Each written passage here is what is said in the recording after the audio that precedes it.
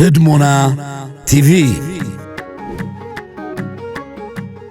نتي أم كببار حويتن حبارا وشتون تمركوس استراتيجياو وعزوت صمدو هزبتات قودبونا أم جمارن بقبرنا بعوت أم بصحن مريح ترى متصوات تركب هدمونا تي في حجون استفلالي نتفتاتن ملغتاتن زلو بروس بوليتيكاو تنتانا زحقوفه صباح بودكاست أفلطو حبرة السباب حق معزاز قبنا مكل خالنا مكل عنزة تقر مدب حزب بوليسن نستفل عليه سنة بباو سرحات زيس مدب أبوزوح عودتاتن تنتانتاتن زتقره نايم حرنيا مدبات ندكنا فلاي دمانتو ما وطا هاجرات زركوب قلعو بكل مداي بقعات نمقبارهم زحجز مدب حصانات كمون قال انت خاتاتل تزقدس تحستون نافريت وعزوها تقتصل الله channelكم هدمونا تيفي نختحيلن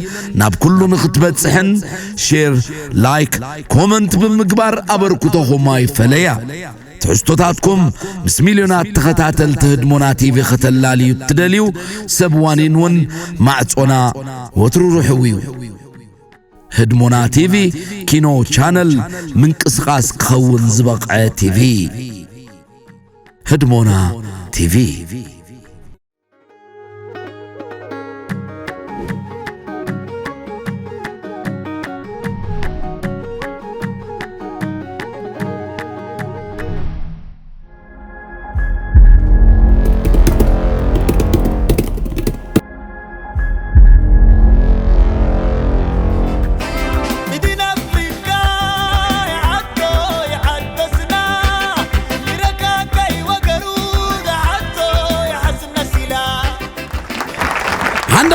እንደምን ሰነበታችሁ ትናንት አንዳንድ ግሩፖች ውስጥ ገብቼ ከታተል ነበር ከዚህ ውስጥ በአብዛኛው ምን ነበር መሰላችሁ ሐሜት ዛሬ በተማጽኖ ነው የሚጀምረው ሐሜት ለጤናም ቢሆን ጥሩ አይደለም አያቴ ምን ይል ነበር መሰላችሁ አንድ ሰው በስራ ምክንያት ላይ እናታች ሲሯሯጥ ብሎ በመድከም አልጋ ላይ ተዘርሮ ሲያንኩራፋ ቢያድር ነው የሚያምርበት እንጂ ተቆነጃጅቶ ሲያማ በመዋል አልጋ ላይ ከሊናው ጋር ይጣላ ማደር ጥሩ አይደለም ወዲያ በሉት ሐሜትን ይል ነበር እኔ ደግሞ በሰፊው የኤርትራ ሕዝብ ድምፅ ሬዲዮ በሰማሁት ወቅት መድረኬን ልክፈት ሁለት ጓደኛሞች ናቸው አንደኛው ምን ያደርጋል አሉ አይደል የሐሜት ሱስ ያለባቸው ከነሱ አይነት በመሆኑ ጓደኛውን አግኝቶ አንተ ያ ጓደኛ ቀውሷል እንዴ ሲለው ጓደኛው ደግሞ እንዴ ምናየ ይለዋል እሱም ከእብዶች መታከሚያ ሆስፒታል ሲወጣ እኮ ነው ያየሁት ይለዋል እንደዚያ ከሆነማ ወንድምህን ከነፍሰ ጡሮች ማዋለጃ ሆስፒታል ሲወጣ አይቼው የለ እንዴ እሳ ሊወልድ ነበር እዛ ሄደው አሊያማ ሊቀልድ ነበር እንዴ ሄደው አለው እንላችኋለን ስለዚህ ሐሜት በተለይ ሳታስብበት ማማትን ወዳም በለው ወዳጆቼ ይህ ሰነፍ የከሰረ ስስታምና ፈሪ የበሻሻ ልጅ ነው ጋብዞ ያገናኘን ስለዚህ ዛሬ አንዱን ውሸታም ለማብጠልጠል ነው የተገናኘ ነው ስለዚህ ልጆችም የውሸታምን ትርጉም እንዲያውቁትና ሐሰት ስህተት መሆኑን እንዲማሩ ልጆች ከፊት ይቀመጡ ቡና ይፈላ ወጋለን የቤተሰብ ወዳጄ قلعو نغدميت بنقرب صدرا اكب وقع لنا وقع صدرا ودحو بوي بنقرب صدرا وقع لنا ودحو بوي لومي ዛሬ ከጽምዶ 28 በኋላ ቶሎ ነው የተመለስኩት ዓላማው ደግሞ ለጨቅላው የበሻሻ ልጅ እቅጩን መልስ ለመስጠት ነው ይህ ጨቅላ የፖለቲካ አቡጊዳ ጀማሪ ከሱ ለባሰው ያገሩ ፓርላማ ያሰማውን ቀባጣሪ ንግግር በተገቢ መልስ ሳላጠናግረው በፊት አንዲት በማህበራዊ ሚዲያ የተለቀቀች አጭር ግን ደግሞ ትልቅ መልእክት ያላትን ጽሑፍ ላንብብላችሁ መቼስ ኢትዮጵያውያን በብልጽግና ውሸት ጆሮአችሁ ደንቁሯል አይደል ታማኝ በየነ የተባለ ኢትዮጵያዊ በፌስቡክ ገጹ እንዲህ በማለት ጽፏል ጠቅላይ ሚኒስትር የኢፌዴሪ ጦር ኃይሎች ጠቅላይ አዛዥ የኢፌዴሪ ጦር ኃይሎች ጠቅላይ ኤታማዦር ሹም ፊልድ ማርሻል ብርሃኑ ጁላ የኢፌዴሪ ጦር ኃይሎች ምክትል ጠቅላይ ኤታማዦር ሹም ጀነራል አበባው ታደሰ እባካችሁ ተመካከራችሁ ዋሹን ብሏቸዋል። ውሸታቸው እርስ በርሱ የሚጣረስ በመሆኑና መግለጫዎቻቸው ቋቅ ስላለው እባካችሁ እኔ እንዲህ ብዬ ስለምናገር አንተ ደግሞ እሱን የሚቃረን እንዳትናገር እየተመካከራችሁ ዋሹ ነው የሚባባሉት እያላቸው ነው። የበሻሻ ልጅና አጫፋሪዎቹ ውሸቱንም ቢሆን ተዋህደው ሊሰሩበት አልቻሉም። ይህ ደግሞ ምን ያህል ጉዳዮች የተዘበራረቁባቸው መሆናቸውን የሚያሳይ ነው። ስለዚህ የኢትዮጵያዊ ታማኝ በየነ ምክርን አዳምጡ። እባካችሁ ተመካክራችሁ ዋሹ።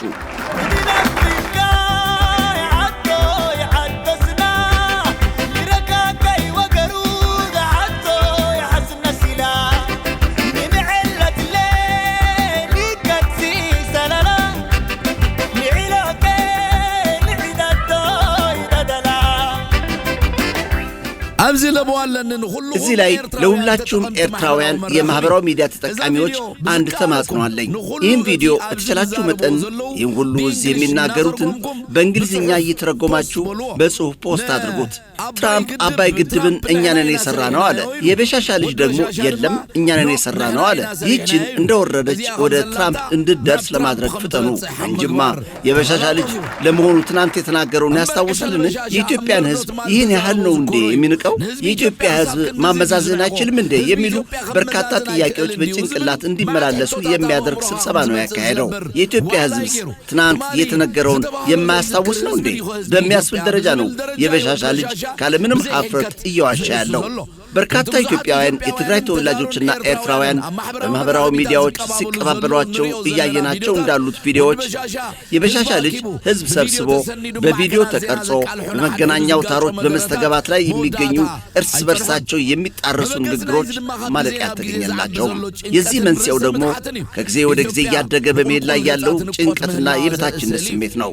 ኢትዮጵያ ወደ ቁልቁለት እየነጎደች እንደሆነች የሚያሳይ ገጽታ ነው። ይህ የትናንቱ የፓርላማ ንግግሩ ግን የመጨነቅና መጠበቡን ጥግ የሚያረጋግጥ ነበር። የዚህ ጭንቀት ዋነኛው መንስኤ ደግሞ ጽምዶ ነው። የኤርትራና የትግራይ ሕዝቦች ጽምዶ። ያ በሕዝብ ጀምረን በ1000 ኪሎ ሜትር ያነጠፍነው ቀልድ ይመስል የነበረው ጽምዶ። ይህን ሶማሊያዊ የፖለቲካ ተንታኝ ፕሮፌሰር መሐመድ ሐሰን የሚሉትን አዳምጠን እንመለስ። አወል ሰይድ የሚባል ሰው ደግሞ ብቅ አለ። ጽምዶ የሚባል መድኃኒት ይዞ መጣ።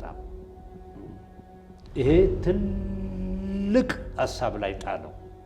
ህዝቦች እዛ በሰሜን አብሮ የተሳሰሩ አንድ ላይ ለመሆን መኖር ይፈልጋሉ ስትል መርዶ ነገር መኖር ይፈልጋሉ ስትል መርዶ ነገርከው። አሁን ጽምዶ ለበሻሻው ልጅ ትልቅ ራስ ምታት ሆኖበታል። ጽምዶ ያ ትናንት ይናቅ የነበረው ጽምዶ፣ ያ ትናንት የት ይደርሳል ሲባል የነበረው ጽምዶ ያ ትናንት በዱርዬ የሚመራ ስለሆነ የቱን ያህል መራመድ የሚችል አይደለም ሲባል የነበረው ጽምዶ እንቅልፉን ነስቶ በውኑ እንዲቀባዥር እያደረገው የሚገኘውና ጦርነትን ለማስቆም የቻለ የህዝቦች ትስስር ጽምዶ። ስለዚህ ነው ደግሞ በሀገሩ ፓርላማ ስብሰባ ላይ በቀጥታ በሚባል መልኩ በጽምዶ ላይ በማነጣጠር የተቻለውን ሁሉ በማድረግ ላይ መሆኑን ያረጋገጠ ቅብጀራ ያለፈፈው። ያሁኑ የፓርላማ ንግግሩ ለጽምዶ መልስ ነው። እሱ ጽምዶ እየተስፋፋ በመምጣቱ ትልቅ ሐሳብ ላይ እሱም የሱም ጓደኞች ውጥረት ላይ ወደቁ። ታሪክ አዲስ ቻፕተር እየገባ ነው ማለት ነው። የበሻሻ ልጅ ጭንቀት የፈጠረበትን ጽምዶ ለማጨናገፍ የኤርትራን የትግራይንና የአማራን ህዝቦች ሊያለያይልኝ ይችላሉ ብሎ ያመነባቸውን ውሸቶች ሲነዛ ውሏል።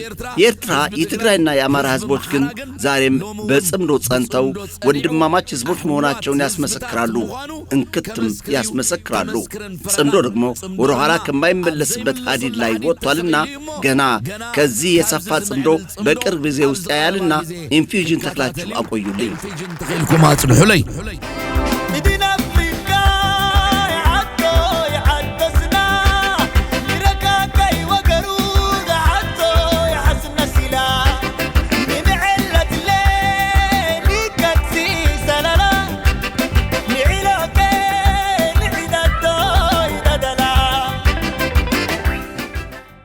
እጅግ የሚገርመው የገዛ ሰራዊቱን ከጥፋት አድነው እሱን በማገዝ ላይ ሳሉ የተሰዉትን ወጣቶች ክዶ በሐሰት ሲከሳቸው ማየት ነው።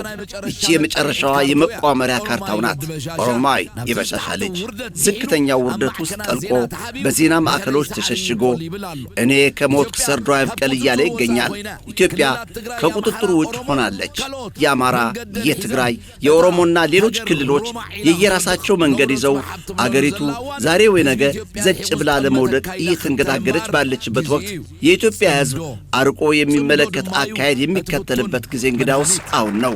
የዚህ ፍቱን መድኃኒት ደግሞ ጽምዶና ጽምዶ ብቻ ነው። ጽምዶማ ኦክሲጅን እኮ ኦክሲጅን ከሌለ እንሞታለን አይደል? ኦክሲጅን የበሻሻ ልጅ የትግራይንና የአማራን ሕዝብ እርስ በርስ ለማዋጋት ባካሄደው ጥረት በአንዳንድ አካባቢዎች የጥይት ድምፅ እየተሰማ ነው። ይህ ከወዲሁ መቆም መቻል አለበት። ይህ ደግሞ በትዕግስትና በትዕግስት ብቻ መተግበር ያለበት ነው። እንዲህ ካልሆነ ግን የአማራና የትግራይ ሕዝቦች የበሻሻ ልጅ ተንኮሎች ሰለባ በመሆን ማለቂያ ከሌለው አዘቅት ውስጥ ይዘፈቃሉ። እዚህ ላይ አስተውሉ። ይህ የጥይት ድምፅ ተሰማበት የተባለው አካባቢ የጽምዶ እጅ ያልደረሰበት ቦታ መሆኑን አስተውሉ። ጽምዶ በሰፊ የኤርትራ የትግራይና የአፋር ድንበሮች አካባቢ በተግባር ስኬታማ ሆኗል። የዚህ ስኬት ምስጢር ደግሞ ጽምዶ ታላቅ ራዕይ በመሆኑና በተግባርም ስለሰራ ነው። ይህ የአማራና የትግራይን ሕዝቦች ጽምዶ እያደናቀፈ ያለው አካባቢ ደግሞ ሊሰራበት ይገባል። የጉዞአችን አቅጣጫ ደግሞ ወደዚያው ነው። በዚሁ አርቆ የሚመለከት የሁለቱም ሕዝቦች የአገር ሽማግሌዎች፣ የትግራይና የፋኖ ሰራዊት እንዲሁም የሌሎች ተቆርቋሪ አካላት ልቦናን ይጠይቃል። ይህን ግምት ውስጥ በማስገባት አሁን ላቀርብላችሁ ወደ ተዘጋጀሁበት የበሻሻ ልጅ ንግግር መልስ ወስዳችኋለሁ። የኔ መልስ ሀገሬንና ሰራዊቴን እንዲወክልልኝ የተዘጋጀ ነው። መልሴ ፈንቅል ኦፕሬሽንን እውን ላደረጉ ጀግኖች ልሳን እንዲሆንልኝ የተዘጋጀ ነው። መልሴ ይህን ወራዳ ጨቅላ ለማዋረድ የተዘጋጀ ነው። እንቀጥል ወዳጆቼ።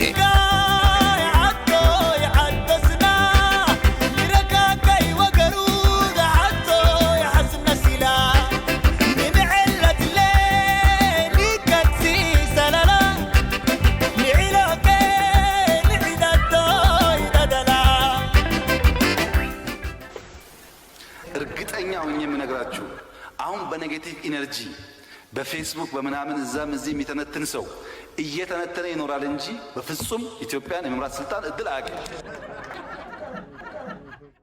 የበሻሻ ልጅ በ10ኛ የኢትዮጵያ የሕዝብ ተወካዮች ምክር ቤት ማለት ፓርላማ ስብሰባ ላይ ተገኝቶ ከፓርላማው አባላት ለቀረቡለት ጥያቄዎች መልስ ሰጥቶ ነበር። በመሰረቱ ስብሰባው የሕፃናት ስብሰባ ነው። ተሰብሳቢዎችም ሰው የሆኑ ዝንጀሮዎች ስለማይገባኝ ይበልጥ የሚመጥናትን ስም ያገኙላት ግን ክቡር ፕሮፌሰር መሐመድ ሐሰን ናቸው። በወጋችን ፕሮፌሰር የፓርላማውን ስብሰባ ታዕዚያ በማለት ነው የገለጹት። ታዕዚያ ማለት አረብኛ ሲሆን ሬሳን መቃብር ውስጥ ካስገባ በኋላ የሟችን ቤተሰብ በመሰብሰብ ጽናቱን ይስጣችሁ የሚባልበት ሂደት ነው። ኢትዮጵያን እንጦርጦስ ውስጥ የከተታት ጠቅላይ ሚኒስትር የሟች ሀገሩን ቤተሰብ ጠርቶ ጽናት ይስጣችሁ ያለበት ስብሰባ ነው የነበረው። እንቀጥል ወደ ዝርዝሩ። በፕሮጀክት አፈጻጸም በፕሮጀክት አመራር እንኳን ኢትዮጵያ ውስጥ ድፍን አፍሪካ ገና ከኢትዮጵያ ይማራል። ያ እሱ እድገት በማለት በአሃዝ አስደግፎ ያቀረበው ሪፖርት መሬት ላይ ያለውን ሐቅ ስላልሆነ መሬት ላይ ያለውን እውነታ ልቅም አድርጌ ነግራችኋለሁ። ያዙኝ። ዛሬ ከዚህ ጨቅላ ፕራይም ሚኒስተር ጋር አንላቀቅም። እንደ እኔ ቢጠደሃ ልብስ እቦጫጭቀዋለሁ። ጆሮ ግንዱን ደግፉልኝ።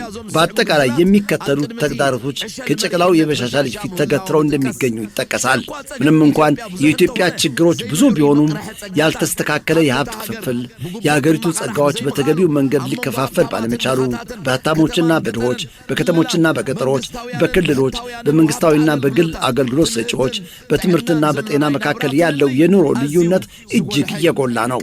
በሩቅ ገጠሮች ያለው የማህበራዊ አገልግሎቶች አቅርቦት የለም ሊባል ይችላል። በአዲስ አበባ ከተማ የሚገነቡት ዓይንን የሚወጉ ህንፃዎች የኢትዮጵያን ሕዝብ ለማደናገር በመካሄድ ላይ የሚገኙ ሙከራዎች ግልጽ አብነቶች ናቸው። እነዚህ በአዲስ አበባ ብቻ የተወሰኑት ፕሮጀክቶች ቀዳሚነቶችን ግልጽ ያላደረጉ፣ አብዛኛው ሕዝብ በድህነት እየተሰቃየ ጥቂት ከኢማራት የተገኘን ትርፍራፊ ምጽዋት ሕዝብን ሊያሻሽል በማይችል በሚያብለጨልጭ የማኅበረ ኢኮኖሚ ሁኔታ ሲባክን መመልከት የማያስገርም አይደለም። እዚህ ላይ ያስተውሉ። 21.4 ሚሊዮን የኢትዮጵያ ሕዝብ እርዳታ ጠባቂ ነው። 4.5 ሚሊዮን ሕዝብ ኢትዮጵያ ውስጥ ተፈናቅሎ የሚገኝ ነው። 12 ሚሊዮን ሕፃናት እርዳታ ጠባቂዎች ናቸው። 8.32 ሚሊዮን ሕፃናት ከትምህርት ገበታ ርቀው የሚገኙ ናቸው። 9178 ትምህርት ቤቶች ወድመዋል። የኢትዮጵያ ሕዝብ የድህነት መጠን 68.7 ከመቶ ደርሷል።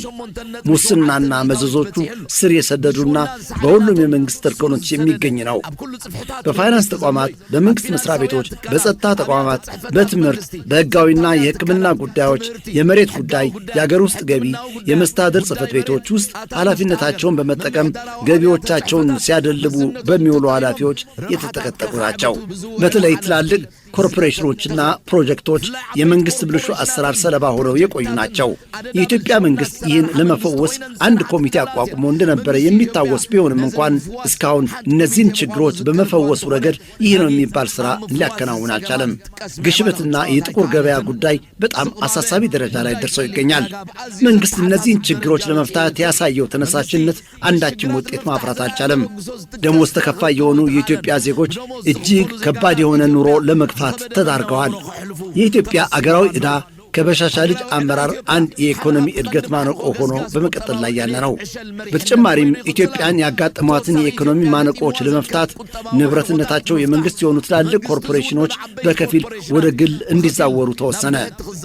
በሆም ግሮውን ኢኮኖሚክ ሪፎርም አጀንዳ የተነሳሳው ለውጥ ሀገሪቱን ወደ ባሴ የኢኮኖሚ ቀውስና የአዲስ መደቦች መፈጠር ሊያመራት ችሏል። በ2024 ዓ.ም በዓለም የገንዘብ ድርጅትና በዓለም ባንክ የወጡትን የማነቆ ቅድመ ሁኔታዎች በመቀበል ወደ እነዚህ የፋይናንስ ተቋማት የሥራ ክንዋኔ ውስጥ መግባት ኢትዮጵያ ውስጥ ከባድና ለመቋቋም የሚያዳግት የኑሮ ውድነት እንዲከሰት አድርጓል። በዚህ አኳያ የኢትዮጵያ መንግሥት የዕዳ መጠን 60 ቢሊዮን የአሜሪካ ዶላር ሲሆን ይህን ለመፈወስ የተደረጉ የዲፕሎማሲ ጥረቶች እስካሁን ሊጠቀስ የሚችል እድገት ሊያስመዘግቡ አልቻሉም። የብር ኖት የመግዛት አቅም መሬት ተፈጥፍጦ እንደ ጥጋበኛ አህያ በመንከባለል ላይ ይገኛል።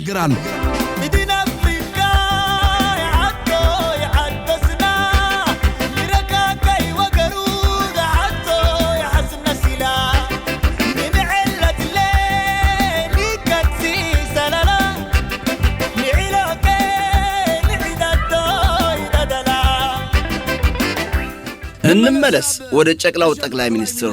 የፓርላማው አባላት በጥያቄዎቻቸው መግቢያ ላይ ካሰሟቸው የውዳሴ ቃላት በቀር ዋና ዋና ጥያቄዎቹን ላዳመጠ ኢትዮጵያ የምትገኝበትን ወቅታዊ ሁኔታ ግልጽ የሚያደርጉ ናቸው። በዚያን ቀን የፓርላማው አባላት ጨቅላውን 19 ጥያቄዎች ነው ያቀረቡለት። በቲክቶክና በሌሎች የማህበራዊ ሚዲያ ፕላትፎርም መድረኮች እየሄደ አለቃውንና ባለጌ ፓርቲውን ሲያወድስ ከሚውለው ጎዳና ተዳዳሪው ዲና ሙፍቲ ካቀረቡት ጥያቄ ማስተያየትም ያልሆነ ንግግር በቀር የተቀሩት በዚያ ፓርላማ የቀረቡት ጥያቄዎች ግን ሀገሪቱ ውስጥ በተለያዩ መስኮች ለሚታዩት ችግሮች መፍትሄ የሚሹ ነበሩ። ከነሱ አንዳንዶቹን ለመጥቀስ መንግስት ይህን ጣሪያ የነካውን የኑሮ ውድነት ለመፍታት ምን አይነት እቅድ ይዟል የሚል ይገኝበታል። በተለያዩ አካባቢዎች የሚከሰቱትን በትጥቅ የተደገፉ ግጭቶች ለመፍታት እስካሁን ከመግለጫዎች የዘለለ መፍትሄ ስላልተገኘ እስከ መቼ ነው በዚህ መልኩ የሚቀጥለው በማለት ይቀጥላል። የተሟላ ሰላም በሌለበት ሁኔታ እንዴት ብሎ ነው ምርጫ የሚካሄደው? ሙስናና ዋልጌነት ስር በመስደድ ሥራ አጥነት፣ ብልሹ አስተዳደር፣ የፍትህ እጦት፣ የዲፕሎማሲ ውድቀት፣ የኢኮኖሚ ግሽበትና ሌሎች ችግሮች መፍትሄ የተጠየቁባቸው ጉዳዮች ነበሩ። የኢትዮጵያ የሕዝብ ተወካዮች ምክር ቤት የሕዝቦቿ ችግር እንዲፈታ ጥያቄ የሚያቀርቡላት ኢትዮጵያና ጨቅላው አብይ አህመድ በኢኮኖሚ፣ በዲፕሎማሲ፣ በወታደራዊና በማኅበራዊ ፍትህ በአፍሪካ የሚወዳደራት አልተገኘችም በማለት የገለጻት ሀገረ ኢትዮጵያ የሰማይና የመሬት ያህል የተራራቁ ናቸው። ለማንኛውም እሱ አገሩን አስመልክቶ ባሰማው ዲስኩር ጊዜያችን ሳናጠፋ ኤርትራን በተመለከተ ወደ ሰጠው ማብራሪያ እናተኩር። በቅድሚያ ስለኛና ስለ ኤርትራ ጉዳይ ልናገር ይልና አንዳንድ ሰዎች በኤርትራና በኢትዮጵያ መካከል ችግር ወይንም አለመግባባት ያጋጠመው የኢትዮጵያ መንግስት የባህር ጉዳይ ጥያቄ ባነሳ ጊዜ ነው ይላሉ፣ ብሎም ያስባሉም ይተነትናሉ ብሏል። ሐቁ ግን እሱ አይደለም። ይህ ጨቅላ የ7ኛ ክፍል ተማሪ ኤርትራ ከኢትዮጵያ በፊት መፈጠሯን ስለማያውቅ ኋላ ላይ እንመለስበታለን። አንዳንድ ሰዎች በኢትዮጵያና በኤርትራ መካከል ችግር የተፈጠረው የኢትዮጵያ መንግስት የቀይ ባህር ጥያቄ ስላነሳ ነው ብለው ይላሉ፣ ያስባሉ፣ ይተነትናሉ። ግን አይደለም። ኤርትራ ከተፈጠረች ዘመን ጀምሮ በኢትዮጵያ መንግስትና በኤርትራ መካከል ኢሹ ነበረ ታውቃላችሁ።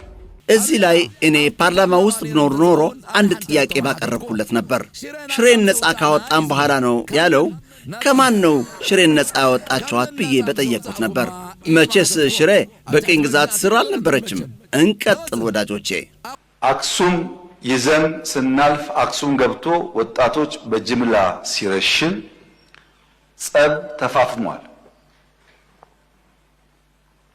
አድዋን ይዘን ስናልፍ አድዋ ሄዶ ፋብሪካዎች ሲፈታታ ሲሰርቅ ጸብ ተጋግሏል። አዲግራት ደርሰን የመድኃኒት ፋብሪካውን የሚነቀለውን ነቅለው የማይነቀለውን ሲያፈራርሱ ጸቡ ጫፍ ደርሷል። ግን የኢትዮጵያ መንግስት ያኔ በዚህም ለመዋጋት ብቃት አልነበረው። ውስን ኃይል ነበረ። ሽሬን ከያዝን በኋላ ያጠቃውን ጣት እንከተል ነበር እንጂ የያዝነውን ቦታ እያጸናን አንሄድም።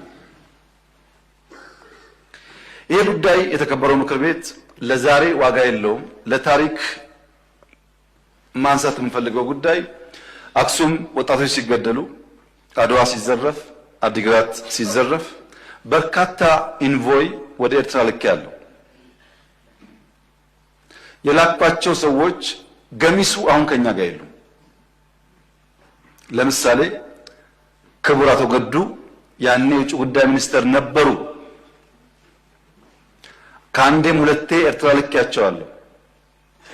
የላኳቸው የትግራይን ህዝቤን አታገሷቅሉ፣ ሀብቱን አትዝረፉ፣ ጸቡ ከቲፒኤልኤፍ እንጂ ከትግራይ ህዝብ አይደለም የሚል ነው። አቶ ገዱ አሁን እኛ ጋር የሉም፣ ግን ክር አላቸው፣ ህሊና አላቸው። ዛሬ ቢደብቁ በታሪክ ውስጥ ይወጣል። ለምን ጉዳይ ነው እንደተነጋገሩ እሳቸውም ያውቃሉ፣ ሻዕቢያም ያውቃል፣ እኛም እናውቃለን። አሉ አልሞቱም። እሳቸው አክሰስ ይደረጋሉ፣ ሊናገሩ ይችላሉ። ለክራቸው ሲሉ ለእምነታቸው ሲሉ ማለት ነው። ለምን ጉዳይ እንደሄዱ በእሳቸው መፈታት ሲያቅተው አቶ ደመቀ ልክ ያለው አቶ ደመቀ አሁን እኛ ጋር የሉም፣ በህይወት ስላሉ ለእምነታቸው ለሌላቸው ሊጠየቁ ይችላሉ። ለምን ጉዳይ እንደሄዱ ያውቃሉ በማለት ለማደናገር ይሞክራል የበሻሻ ልጅ።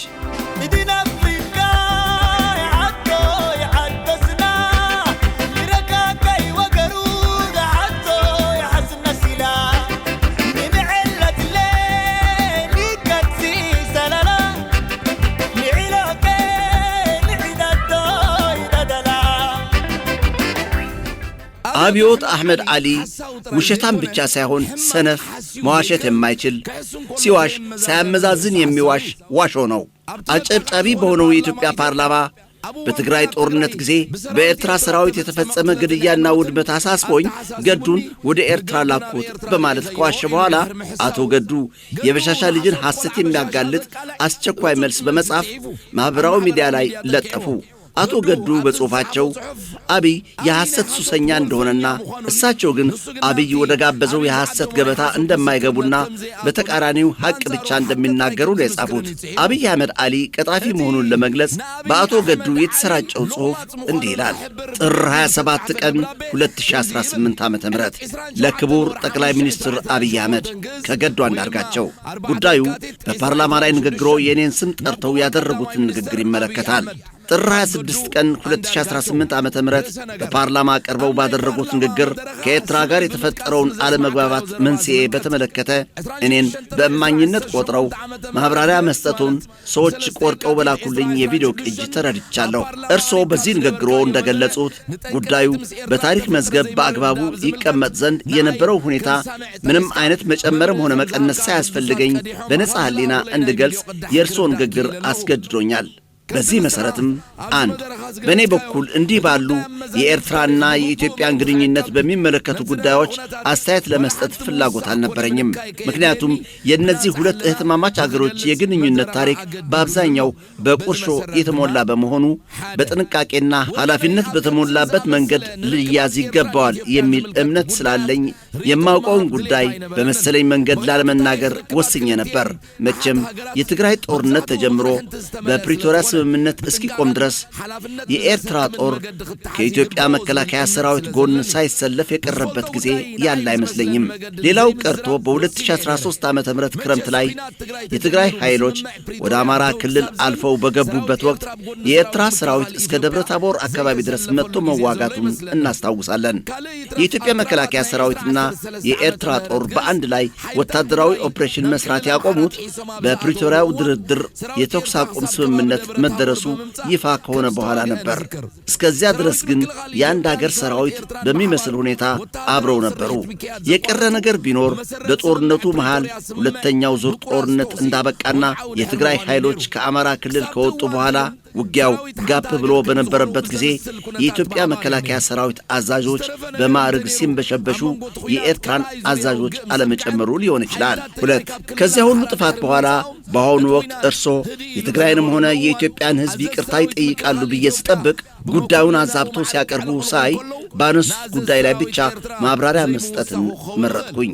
በትግራይ ክልል ከነበረው ጦርነት የትግራይ ኃይሎችን ጨምሮ በጦርነቱ ተሳታፊዎች አማካይነት የደረሰው ጉዳት የትግራይን ሕዝብ ለማመን በሚከብድ ሁኔታ እንዲደቅ ያደረገ በመሆኑ ለዚህ ድርጊት አንድ አካል ብቻ ተጠያቂ አድርጎ እኔ ከደሙ ንጹሕ ነኝ ለማለት መሞከር ከሕግ ከፖለቲካና ከሞራል ተጠያቂነት ሊያድን ካለመቻሉም በላይ መሰል ጥፋት ዳግም እንዳይደገም ተገቢውን ትምህርት እንዳይወስድ ያደርጋል።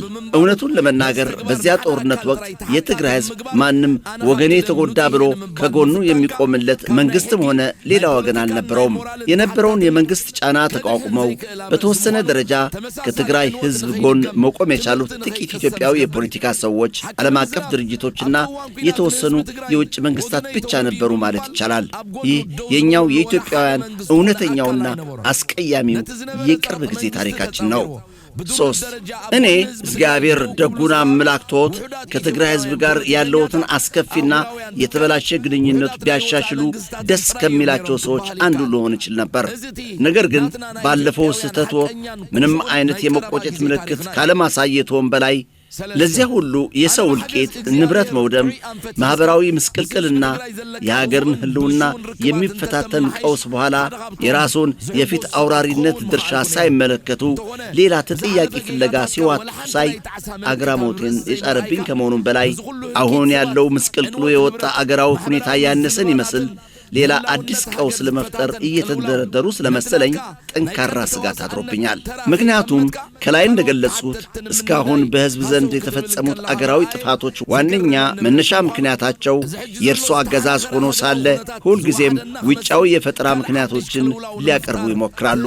የትግራይ ጦርነት በአማራ ሕዝብ ላይ እየተፈጸመ ያለው ዘርፈ ብዙ ጥፋት፣ ማለቂያ የሌለው የኦሮሚያ ክልል ጦርነት፣ የቤንሻንጉልና የቅርቡን የጋምቤላን ግጭት ጨምሮ በሌሎች የአገሪቱ አካባቢዎች ብዙ ጥፋት ያስከተሉ አገራዊ ቀውሶች የፈጠሩት በዋናነት በእርሱ አገዛዝ ደካማነትና ያለ ግጭትና ጦርነት በስልጣን ላይ መኖር አልችልም ከሚለው የተሳሳተ አስተሳሰቦ የተወለዱ ችግሮች ናቸው።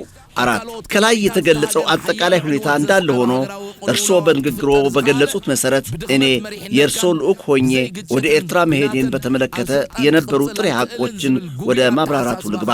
በመጀመሪያ ደረጃ የትግራይ ጦርነት ከተጀመረ በኋላ እኔ የውጭ ጉዳይ ሚኒስትር እንደነበርኩና በትግራይ ሕዝብ ላይ የተፈጸመውን ወንጀል በተመለከተ መልእክተኛው ሆኜ ወደ ኤርትራ ተልኬ እንደነበር በፓርላማ ንግግሮ የገለጹት ሙሉ በሙሉ ሐሰት ነው። ይህ የለየለት ቅጥፈት መሆኑን እኔ ብቻ ሳልሆን እርሶም ቢሆኑ የማዋሸት ሱስ ሆኖቦት ካልሆነና በአዲስ መልክ ሊያስፈጽሙት ላቀዱት የጥፋት ፕሮጀክት ሕዝብን አወናብዶ ለማነሳሳት ያግዘኛል ብለው ካላሰቡ በስተቀር ሁለቱም ጉዳዮች ለማንኛውም የኢትዮጵያን ፖለቲካ ለሚከታተል ሰው ሁሉ ግልጽ ናቸው። እኔ ከውጭ ጉዳይ ሚኒስተርነት የተነሳሁት የትግራይ ጦርነት በተጀመረ ማግስት ማለትም ከጥቅምት 25 2013 ዓ.ም ጀምሮ ነው። መቼም ይህንን ጉዳይ ይዘነጉታል ተብሎ አይጠረጠርም። አሁንም ሌላ በሕዝብና በአገር ላይ ለመፈጸም የሚያውጠነጥኑት የጥፋት አሻጥር ኖሮ ለማምታታት የሚጠቀሙበት ነገር ከሌለ በስተቀር የኔ የውጭ ጉዳይ ሚኒስትርነትና ወደ ኤርትራ መሄድ የማይገናኙ ጉዳዮች ናቸው። 5 ከፓርላማ ንግግሮ ትንሽ እውነታነት ያለው የኔ ወደ ኤርትራ መሄድ ነው። ቀኑን በትክክል ማስታወስ ባልችልም ጥር መጀመሪያ አካባቢ 2013 ዓ.ም ላይ አንድን የውጭ ጉዳይ መስሪያ ቤት ባለስልጣን ይዤ የእርሶን መልእክት ለፕሬዝዳንት ኢሳያስ አፈወርቂ እንዳደርስ ልከውኝ በማግስቱ አስመራ ደርሼ ተመልሻለሁ። የመልእክቱ ጭብጥም በሚከተሉት 3 ጉዳዮች ላይ ያተኮረ ነበር። እሱም አንደኛ፣ በወያኔ ላይ በጋራ በወሰድነው የተቀናጀ ኦፕሬሽን ለድል በመብቃታችን የእንኳን ደስ አለህ የደስታ መግለጫ ለፕሬዝዳንት ኢሳያስ ማስተላለፍ፣ የኢትዮጵያ መከላከያ ሰራዊት አካል የሆነው የሰሜን እዝ ጥቃት በደረሰበት ወቅት ሰራዊቱን ተቀብሎ ካስተናገደ በኋላ ተመልሶ ለማጥቃት እንዲዘጋጅ ላደረጉልን ወንድማዊ ድጋፍ ለኤርትራ መንግስትና ሕዝብ ምስጋና ለማድረስ፣ የወያኔ ደጋፊዎችና የኢትዮጵያንና የኤርትራን መልካም ግንኙነት የማይፈልጉ የውጭ ኃይሎች በተለያዩ ድርጅቶችና ሚዲያዎች አማካይነት ከሰብአዊ መብት ጥሰት ጋር በተያያዘ ሰፊ የስም ማጥፋት ዘመቻ ስለጀመሩ ይህ ነገር ደግሞ ውሎ አድሮ በሁለታችንም ላይ ጣጣ ሊያመጣብን ስለሚችል የጋራ ጥንቃቄ እናድርግ የሚል መልእክት ነበረ። ወደ ኤርትራ ሄጄ የማቀርበው መልእክት እነዚህ መሆናቸውን ከገለጹልኝ በኋላ በእኔ በኩል እንዲጨመር የምፈልገው አንድ ጥያቄ እንዳለ ገልጬ ነግሬዎት ነበር። እሱም የዓለም አቀፉ ማህበረሰብ እየጠየቀን ያለው የኤርትራ ሰራዊት ከኢትዮጵያ እንዲወጣ ነው። ስለዚህ ለምን የኤርትራ መንግስት ሰራዊቱን ለምን በግልጽ አይነገረውም ብየወት ነበር። እርሶ ግን ሰራዊታችሁን አስወጡ ብለህ በፍጹም እንዳትጠይቅ ብለው አስጠነቀቁኝ። ከዚያም ይህንኑ ተነጋግረን ተለያየን። ከዚህ ውጭ የትግራይን ሕዝብ በተመለከተ ያነሱልኝም ሆነ የሰጡኝ ምንም አይነት መልእክት አልነበረም። የእርሶ ጭንቀት የተከፈተብን የሰብአዊ መብት ጥሰት ክስ ሊያስከትልብን የሚችለው ጣጣ ብቻ ነበር። በትግራይ ሕዝብ ላይ የደረሰው መከራ ግን በፍጹም አጀንዳው አልነበረም። በማግስቱ በተዘጋጀልን አነስተኛ የኮንትራት አውሮፕላን ተሳፍረን አስመራ ደረስን። የኤርትራ ባለሥልጣናት በአስመራ የአውሮፕላን ማረፊያ ከተቀበሉን በኋላ ፕሬዝደንት ኢሳያስ ወደሚገኙበት ቦታ ወስደውን ለፕሬዝደንቱ የያዝነውን መልእክት አደረስን። ባደረስነው መልእክት ላይ ምንም ያወዛገበን ነገር አልነበረም። የማስታውሰው ስለ ተከፈተብን የሰብአዊ መብት ጥሰት ክስ ለፕሬዝደንት ኢሳያስ ስነግራቸው በእሳቸው በኩል የሰጡኝ መልስ የሚቻለው ጥንቃቄ ሁሉ እንዲደረግ እኛም በየበኩላችን መመሪያ እናስተላልፍ፣ በተረፈ እኔና አብይ በተስማማነው መሠረት ገና ብዙ የሚሰሩ ሥራዎች አሉን አሉኝ። ሁለቱ መሪዎች አደረግነው ስለሚሉት ስምምነት የማውቀው ነገር የሌለ ቢሆንም ውይይታችን ሙሉ በሙሉ የተሳካ ነበር እና ይህን መልእክት አድርሰን ተመለስን። ከአስመራ እንደተመለስኩ በማግስቱ ለእርሶ ስልክ ደውዬ ከፕሬዝደንት ኢሳያስ ጋር ስለነበረን በጎ ውይይትና ፕሬዝደንት ኢሳያስ የሰብአዊ መብት ጥሰት ክስን በተመለከተ ሁላችንም አስፈላጊውን ጥንቃቄ ማድረግ አለብን ማለታቸውን ሪፖርት አቅርቤልዎታለሁ። የማውቀው ሁኔታ ይህ ነው በማለት ጽሑፋቸውን ያጠናቅቃሉ አቶ ገዱ አንዳርጋቸው።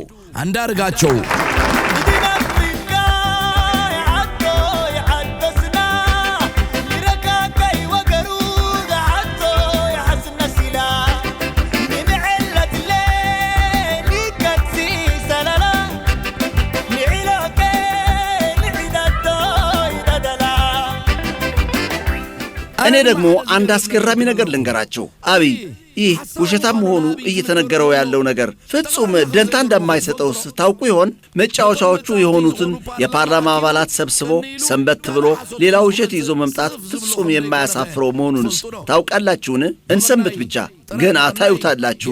የበሻሻውን ልጅ ገዱ አንዳርጋቸው ከእነዚህ ከጠቀሷቸው ውጭ የተላኩት ነገር እንደሌለ ነው የገለጹት። የበሻሻ ልጅ የሕፃን ነገር በሚያስመስል መልኩ ትናንት የተናገረውን በመርሳት አፉ ያመጣለትን የሚናገር በመሆኑ እኛ ደግሞ ወደዛው ትናንት ይላቸው ወደ ነበሩት ጭብጦች እንግባ። ትናንት ምን በማለት ነበር የሚያመሰግነው? ድሮ ከኤርትራ ጋር ታርቀን ባይሆን ኖሮ ምን ሊፈጠር እንደሚችል መገመት ያስቸግራል።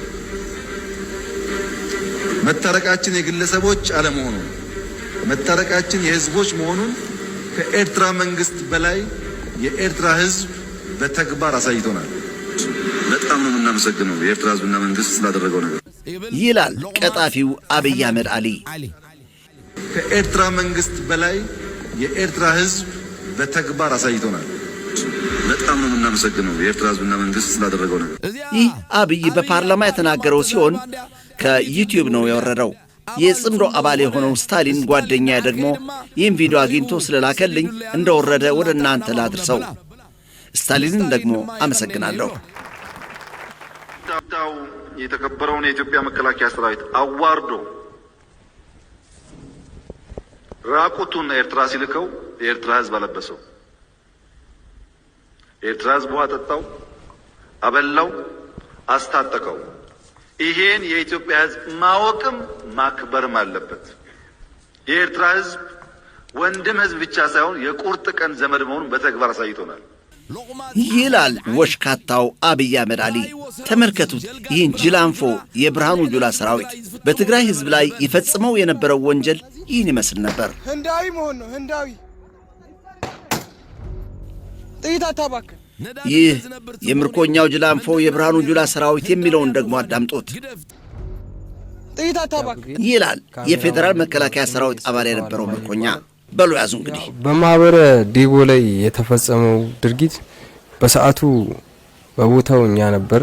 የ5ኛ አንደኛ ብርጌድም እንደ አጠቃላይ እንደ 25ኛ እዛ ነበር። ያ ድርጊት የተፈጸመው በ25ኛ ክፍለ ጦር ነው እና ይህ ድርጊት እነዛ ሰዎች በሰዓቱ የተገደሉት እኔ ማቃቸው 43 ሰዎች ናቸው። ሓዙበሉ የበሻሻው ልጅ የኤርትራ ሰራዊት በሽሬ፣ አድዋ፣ አክሱምና አዲግራት እንዲና እንዲህ ያደረጉ ብሎ የገለጻቸውን ጉዳዮች ከማብራራታችን በፊት የተጠቀሱትን ከተሞች ከያዝን በኋላ የኤርትራ ሰራዊት ከኋላችን ተከትሎ ገባ የሚል ንግግር አለ። አስቂኙ ነገር ያለው እንግዳውስ እዚህ ላይ ነው። እውን ጅላንፎው የጁላ ሰራዊት ከፊት ተሰልፎ ግንባር የማፍረስና ከተሞችን የመቆጣጠር የተቆጣጠራቸውን ቦታዎች አጽንቶ የሰው ኃይሉንና የጦር መሳሪያዎቹን አስተባብሮ ወደፊት ሊገሰግስ የሚያስችለው ብቃት ነበረውን?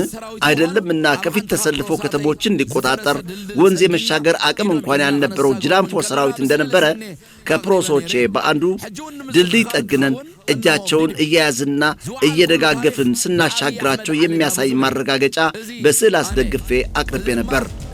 አሁንም ለማስታወስ ያህል እነሆ ቪዲዮው። እኔው ራሴ በአካል የተሳተፍኩበትን ውሎ ለአብይ አህመድ አሊ ጋብዙልኝ። ይህ እኔ ነኝ። ይህ ደግሞ ጅላንፎው ሰራዊትህ ነው። የሁላችሁ ነፃ ወዳደረግንላቸው መሬት ስናስገባቸው ከዚህ በኋላ ነው ብሉ ወደ ግድያና ዘረፋ የገቡት። እንቀጥል።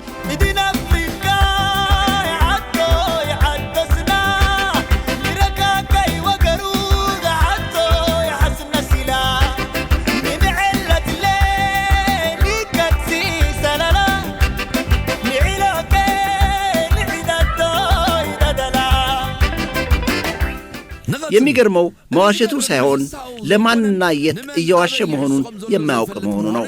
ኤርትራን በተመለከተ የተናገረው ሁሉ በሌላ ቦታ እንኳን ሳይሆን በዚያ ከአሁን ቀደም በፈታኙ ወቅት የኤርትራን ውለታ በጥላት ተምሳሌት ከኤርትራ ጋር ባይታረቅ ኑሮ ሊደርስበት ይችል የነበረውን አደጋ በገለጸበት ለኢትዮጵያ መረጋጋት የኤርትራን አስተዋጽኦ በማስመልከት በደሰኮረበት ሕንፃና ያኔም ይህንኑ ካዳመጡት የፓርላማ አባላትና መቀመጫቸውን በኢትዮጵያ ካደረጉ ዲፕሎማት ፊት በዋናነት ደግሞ አሁንና ያኔ በቀጥታ ከተከታተለው የኢትዮጵያ ሕዝብ ፊት የተናገረውን በመርሳት ሐቅን በመካድ ሐሰት ለመፍጠር የማያሳፍረው መሆኑ ነው የሚያስገርመው።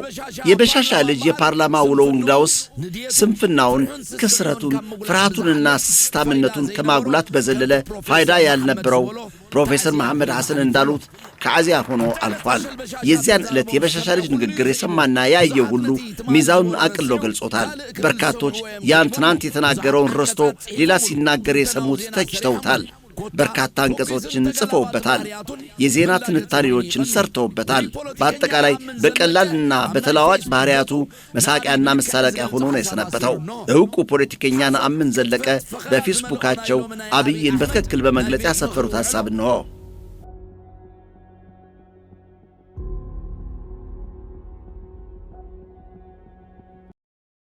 አድዋን ይዘን ስናልፍ አድዋ ሄዶ ፋብሪካዎች ሲፈታታ ሲሰርቅ ጸብ ተጋግሏል።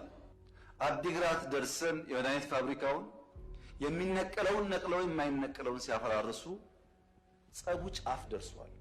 የተለያዩ ፋብሪካዎችን የቻለውን ፈቶ በመውሰድ ያልቻለውን አውድሞት ሄደ ስላለው ደግሞ የኢትዮጵያ የመከላከያ ሚኒስቴር አዲስ ሕንፃ ይመረቅበት በነበረ አጋጣሚ በዓሉን ግርማ ለማላበስ ተብሎ በሰማይ ይበሩ በነበሩት አውሮፕላኖች ጉራውን ለመንዛት ሲል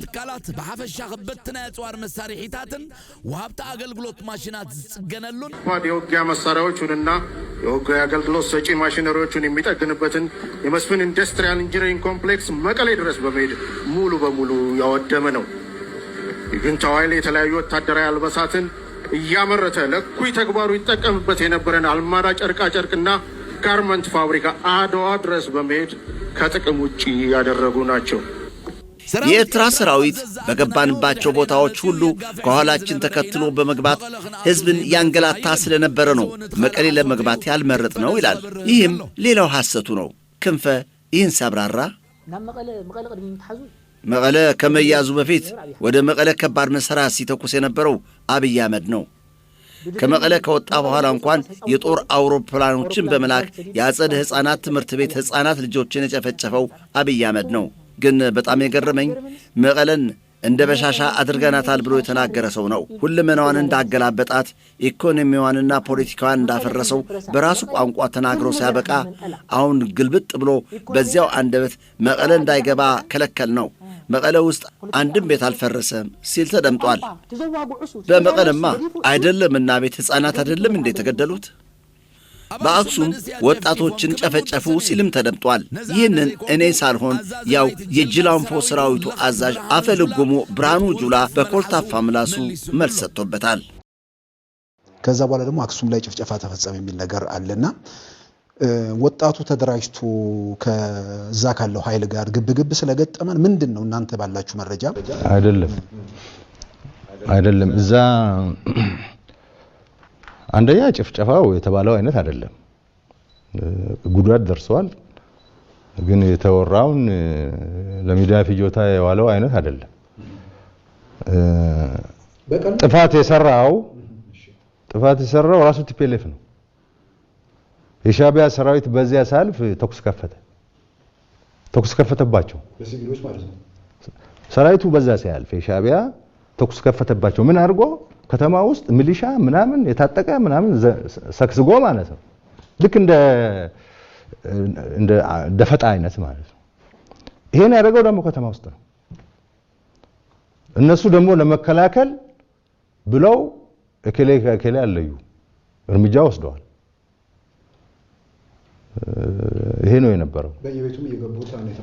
በየቤቱ የገቡ የሚለው አይደለም። በቃ ከተማ አይደለ ተተኮሰበት። ግብረ መልስ ሲሰጥ ከተማው ሰው ብዛት ስለሚኖር እንትን አድርጓል፣ ጉዳት ደርሷል። ያ ጉዳት እንዲደርስ ሆን ተብሎ ነው የተሰራው። በሰላም የሚሄድ ሰራዊት ላይ ታጣቂ አደራጅተህ ከተማ ውስጥ አስገብተህ ተኩስ ከከፈትክ ምን ያርግ ታዲያ? ሰራዊቱ ራሱን መከላከል አለበት። ለመከላከል ደግሞ ማን ነው የታጠቀው ማን ነው ያልታጠቀው ብሎ ለመለየት ከባድ ነው በማለት ነው ለአብይ አህመድ መልስ የሰጠው ብርሃኑ ጁላ።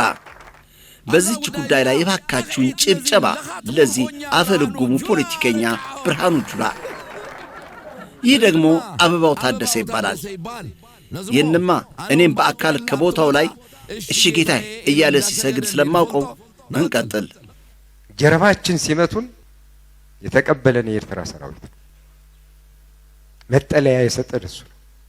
መጠለያ ብቻ ለሚሰጠን አብሮ ነው የዘመተው፣ አብረን ነው የተዋጋ ነው። አንድ ጉድጓድ ነው የተቀበርነው።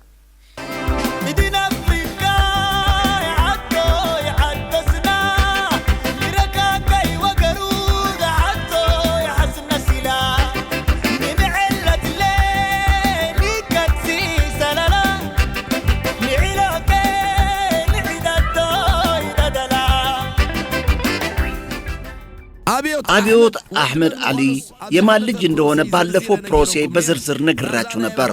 እሱም የአባቱን ፈር ነው የተከተለው። አባቱ የደርግ ወታደር ነው የነበረው። መጨረሻ ላይ ደግሞ አብይ የሚል ሽፋን ያለውን መንግስቱን ወለደ። ተመልከቱ። ና ፖሊስ ግባ መልስ የለም፣ ና መከላከያ ግባ መልስ የለም። ቤት ተቀምጦ ሰላም በዚህ መንገድ ሰላም ማረጋገጥ አይቻልም። ኑና መከላከያን አጠናክሩ፣ ኑና ፖሊስ አጠናክሩ ስንል ያልሰማ ጆሮ በፌስቡክ ቢጨው ኢትዮጵያን አይታደጋት። መጀመሪያ ነገር ከተሰበሰበበት ማዕከል ይሸሻል፣ ከዛ በመንገድ ላይ ይሸሻል፣ ከዛ ከማሰልጠኛ ይሸሻል፣ ከዛ ከጦር ግንባር ይሸሻል። ምን እናድርግ? በመቀሌ አካባቢ፣ በአዲግራት፣ በአክሱም፣ በሽሬ አካባቢ ያሉ የከተማ የሚኖሩ ሰዎች በቀንም በማታም በማንኛውም ሰዓት ጥቃት ሊፈጸምባቸው ይችላል። ዛሬ በአክሱም፣ በአድዋ፣ በሽሬ ወዘተርፈ ማላቀሮች፣ ረሃብተኞች፣ ችጋራም የምንባለው ከዚሁ ክልል በሚመነጭ ችግር ነው። በተቀረው ኢትዮጵያ የለም ረሃብ። በሶማሌ ክልል እንደዚሁ ያበጠ እብሪት ነበር። በዚህ በምዕራብ በኩል ያበጠ ጎማ አለ። ሁላችን ማመዛዘን ፕሬዝዳንት መንግስቱ ኃይለማርያም በዛሬው ዕለት ከስልጣን ወርደው ከኢትዮጵያ ውጪ ሄደዋል። ይህ ሰው የመንጌ ልጅ እንዳይሆን ያጠራጥራል። እዚህ ላይ ደግሞ ከፕሬዝዳንት ትራምፕ ጋር የሚያጋጨው ንግግር ለፍልፏል። ህዳሴን ካለ 1 ብር እርዳታ ካለ 1 ብር ብድር ያሳካ መንግስትና ህዝብ ፕሮጀክት አይሰራም ሊባልማ አይችልም። ግፍ ነው ይላል አብዮት አህመድ አሊ። ኢትዮጵያ ለማኝ ሀገር ናት፣ እኛ ለማኞች ነን። እኔ የመለመን ልዩ ችሎታና ልምድ አለኝ ሲል ጆሮአችንን ያደነቆረን አብዮት አህመድ ጥፋ ብሎት አሜሪካ የሰጠችን ገንዘብ የለም ብሏል።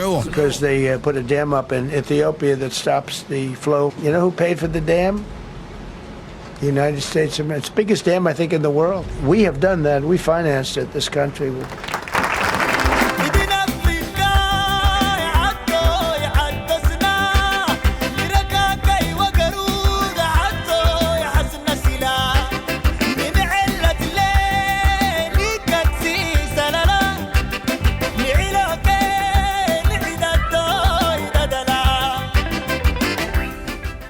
የአፋር ክልል ኢትዮጵያን ካቋቋሙት ክልሎች አንዷ ናት ብሎ ከመናገር በላይ የአወል አርባና ከሱ ጋር ቅርበት ያላቸው ወገኖች የግል ማህበር ናት ብሎ መናገር ይቀላል። ምክንያቱም የአፋር ክልል መንግስታዊ መዋቅር የአወል አርባና የቤተሰቦቹ የኢኮኖሚ ምንጭ ከሆነ 7ኛ ዓመቱን አስቆጥሯልና። አንዳንድ አብነቶችን ለመጥቀስ በሰመራ በፌዴራልም ሆነ በክልል ደረጃ የሚስተናገዱት ስብሰባዎች የውይይት መድረኮችም ሆኑ ልዩ አጋጣሚዎች የሚካሄድባቸውና ከአዲስ አበባ እንዲሁም ከክልሉ ዞኖችና ወረዳዎች በተለያዩ መድረኮች የሚመጡ እንግዶች እንዲያርፉና እንዲመገቡ የሚፈቀድላቸው አንድ ሆቴል ውስጥ ብቻ ነው። እሱ ደግሞ ያንጉዱ በሚል ስያሜ የሚታወቀው ባለ 5 ኮከብ ሆቴል ሲሆን ሩቅያ አወል አርባ ዑንዴ ማለትም የአወል አርባ ዑንዴ ሴት ልጅ በባለቤቷ ስም ያሰራችው ግዙፍ ሆቴል መሆኑንስ ታውቃላችሁን? በክልሉ በመንግስታዊ አገልግሎት የሚንቀሳቀሱት የመንግስት መኪኖች ሁሉ የመለዋወጫ ዕቃ መቀየር ሲያስፈልጋቸው አቡበከር አርባ የአወል አርባ ዑንዴ ወንድም ንብረት በሆነው የተሽከርካሪዎች የመለዋወጫ ዕቃዎች መሸጫ ድርጅት ብቻ እንዲገዙ ነው የሚፈቀደው። በአጠቃላይ ከአወል አርባ ዑንዴ ባለቤት ወይዘሮ ቢሊላ ጀምሮ ወንድሞቹ አህመድ አርባ፣ አቡበከር አርባ፣ አሊ አርባ፣ ዋግሪሳ አርባ፣ ልጆቹ አሚን አወል አርባ፣ ሙስጠፋ አወል አርባ፣ ባክሪ አወል አርባ፣ ሩቅያ አወል አርባ ሁሉም በክልሉ የሚካሄደውን መንግስታዊ ግዢ፣ የኮንስትራክሽን ስራዎች፣ የማዳበሪያ ማከፋፈያ፣ የኤንጂኦዎች ኮንትራቶች በጨረታና በሌላ ወስደው እንዲሰሩና እንዲያቀርቡ የሚፈቀድላቸው እነዚህ የተጠቀሱት ባለ አክሲዮኖች ብቻ መሆናቸውንስ ታውቃላችሁን? በአሁኑ ጊዜ በዚህና በሌሎች ጉዳዮች ጦስ ህዝብ በተለያዩ አካባቢዎች በተደራጀና ባልተደራጀ መልኩ የሚያሰማቸው ተቃውሞዎች ከቦታው ላይ እንዳሉ ሆነው በመንግስታዊ መዋቅሩ ሳይቀር ብልሹ አስተዳደሩን የመቃወም ድምጾች እየተሰሙ ነው። ይህቹ በዞን 1 ካሉት ወረዳዎች በአንዱ የፋይናንስ ጽሕፈት ቤት ኃላፊ የሆነችው በወረዳው የውስጥ ስብሰባ ላይ የተናገረችውን እናዳም። ዝኾነት ኣብ ውሽጣዊ ኣኼባት ወረዳ ትብሎ ዘላ ንስማዕ።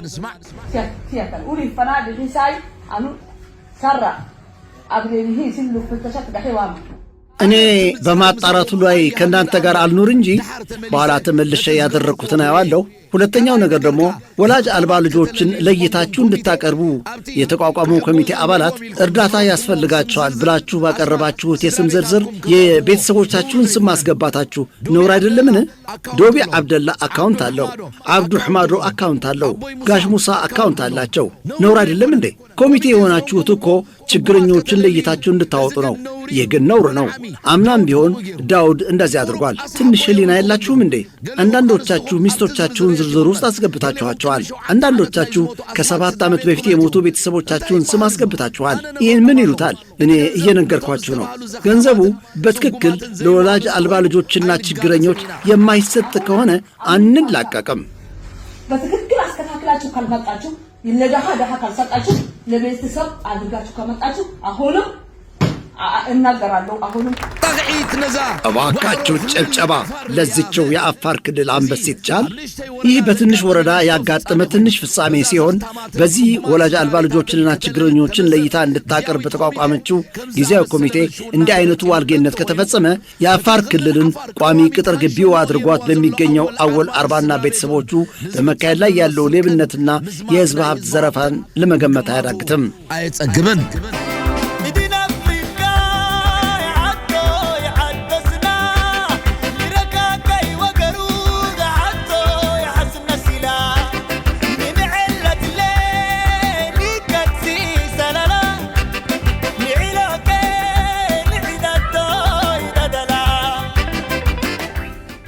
ይህ በእንዲህ እንዳለ በክልልና በወረዳ ደረጃ ያሉት ኃላፊዎች አብዛኛውን ጊዜያቸውን የሚሰጡበት ጉዳይ ካለ የፕሮፓጋንዳ ጉዳይ ሲሆን ለልማት ተብሎ ከሚመደብላቸው ባጀት በአብዛኛው በማህበራዊ ሚዲያ ለሚካሄደው ፕሮፓጋንዳ ነው የሚያውሉት። ባለፈው ቅርብ ጊዜ በተደረገው ግምገማ መሰረት ኃላፊዎች በተናጠል ያቋቋሙትን ዲጂታል ሰራዊት በአንድ ማዕከል ስር ማለት በአፋር ክልል የብልጽግና ጽሕፈት ቤት ስር እንዲተዳደርና መሐመድ አደም መሐመድ እንዲከታተለው በማድረግ እስካሁን 700 ያህል የተመዘገቡና ልዩ ዳረጎት የሚደረግላቸው አባላትን ያቀፈ የዲጂታል አርሚ አቋቁሟል። እያንዳንዱ ሰው እስከ 3 አካውንት እንዲኖረውና ዕውቅ በሆኑት አካውንቶች የአወል አርባንና የብልጽግናን ገጽታ የሚያስቡ ይዘቶች የሚሰራጭ ሲሆን እነዚያ የማይታወቁ አካውንቶች ደግሞ ህዝቡ በጋራ እንዳይነሳባቸው ወደ ጎሳና ዞን ያነጣጠሩ ማጠልሻዎችን የሚነዙና አንዱ በሌላው ዞንና ጎሳ ተቃራኒ እንዲነሳ የሚሰሩ ናቸው። የዲጂታል አርሚ አባላት እንደየተከታዮቻቸውና ተጽዕኖ ፈጣሪነታቸው ምንዳ የሚያገኙ ሲሆኑ በጥቂቱ ለአንድ ሰው ከ2 ቢሮዎች ደሞዝ እንዲኖረው በእያንዳንዱ ወርክሾፕ በመሳተፍ አበል እንዲያገኝ ይደረጋል። ይህ መደበኛ ግንኙነቶችና ቁጥጥር ያለው በቀጣይ ይበልጥ ላቅ ብሎ ለታየ ኃላፊነትና በቪአይፒ በሚታወቀው አካባቢ መኖሪያ ቤት የሚሰጣቸው መሆኑ የሚነገራቸው የዲጂታል ሰራዊት አባላት እስካሁን የረባ ውጤት አልተገኘባቸውም። ባለፈው ቪዲዮ እንደገለጽኩላችሁ ስለ አወል ስዒድ የተናገሩትን ተመልከቱ።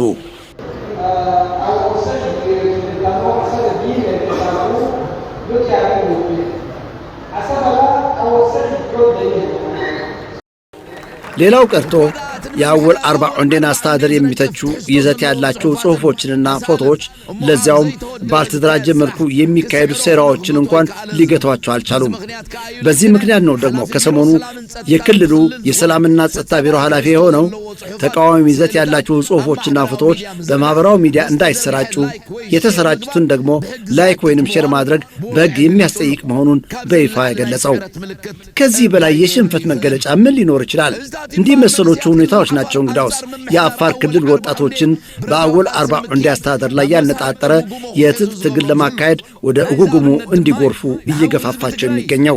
የዚህ አብነት ነው ደግሞ ወንድም የትግራይ ህዝብን በጎን ለመውጋት የተንቀሳቀሱትን ሽፍቶች በይፋ የጽምዶ አባል የሆነው የአፋር ክልል ወጣት ወንድሞቻችንን አታጠቁም በማለት እንደ የገበያ ላይ እባብ ጨፍጭፎ ያባረራቸው።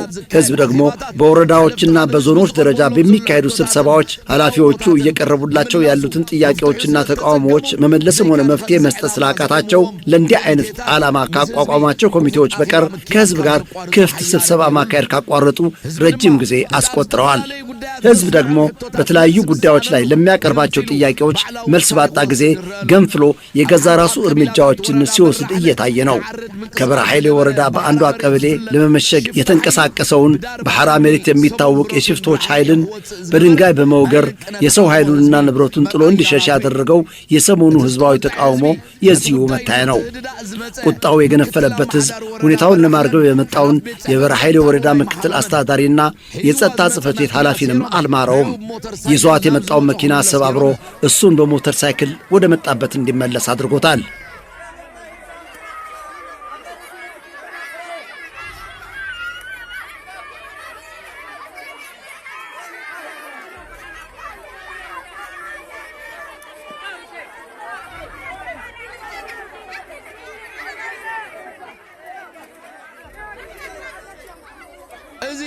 ይህ ከንቱ ኃላፊ ከዚችው በህዝብ ከተሰበረችው መኪና በፊት ይጠቀምባት የነበረችው መኪና በሾፌሮቹ ተጠርፋ ወደ ጉጉሙ ሰራዊት የተቀላቀለች ስትሆን ይቺ ያውኗ በምትኳ የተሰጠችው ነበረች። ይህን የጸጥታ ጽሕፈት ቤት ኃላፊ ህዝብን የማራድና የማሰር ተግባርህን የማታቋርጥ ከሆንክ በሦስተኛው አጋጣሚ ከሁለቱ መኪኖች የአንዷ ዕጣ ፈንታ የሚደርስብህ መሆኑን አትዘንጋ የሚል መልእክት ከእውጉሙ ስለመጣለት እኔም እነሆ እንደወረደ እያስተላለፍኩለት ነው። እንደ ተሰበረችው መኪና ትሰባበራለህ፣ አሊያም እንደ ተጠለፈችው መኪና የምትጠለፍ መሆኑን እወቅ የሚል ነው መልእክቱ። አኒ ሲንሃይ ጉሕሎ ቢሶሕጃል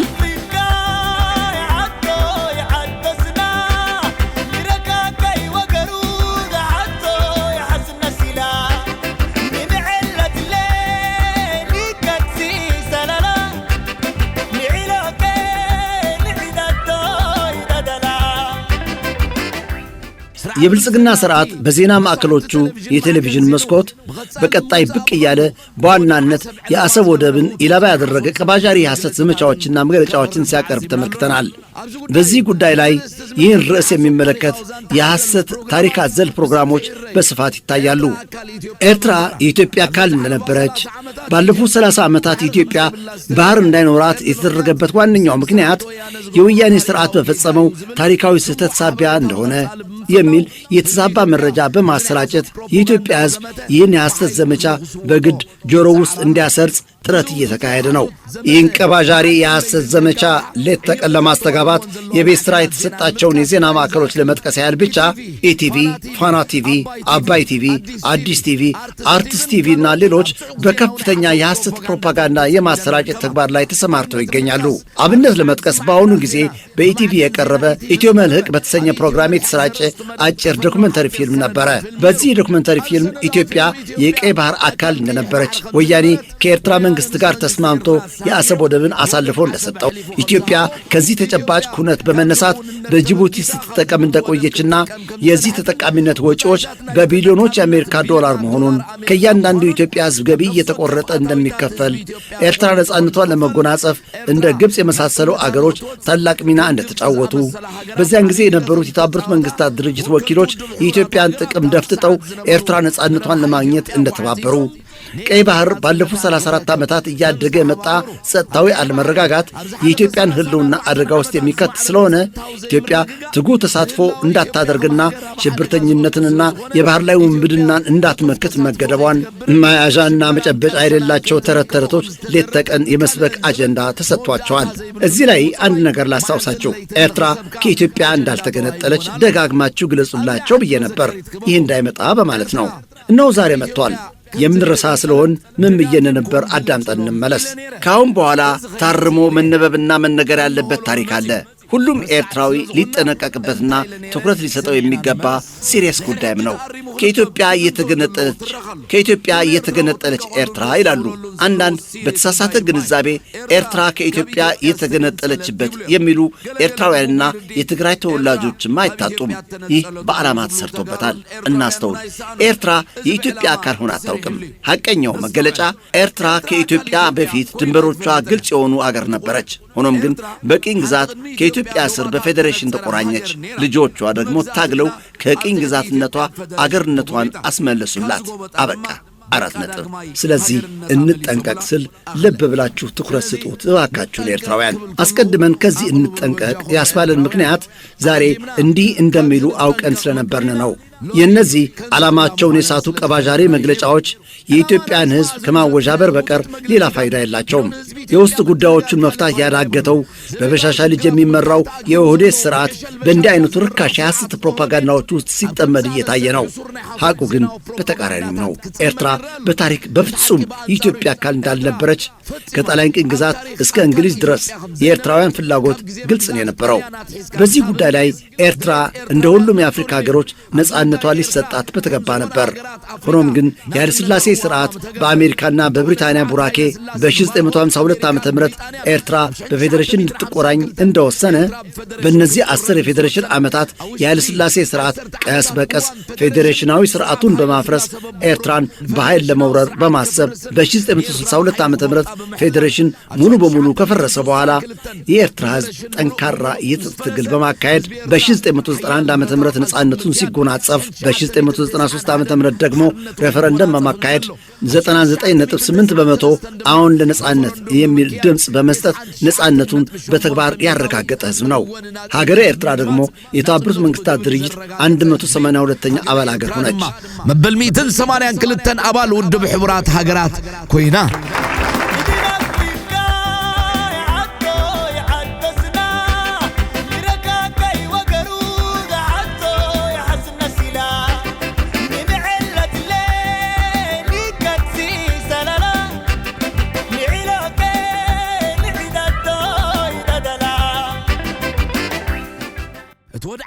የኢትዮጵያ ተጨባጭ ሁኔታ ግን ሌላ ነው።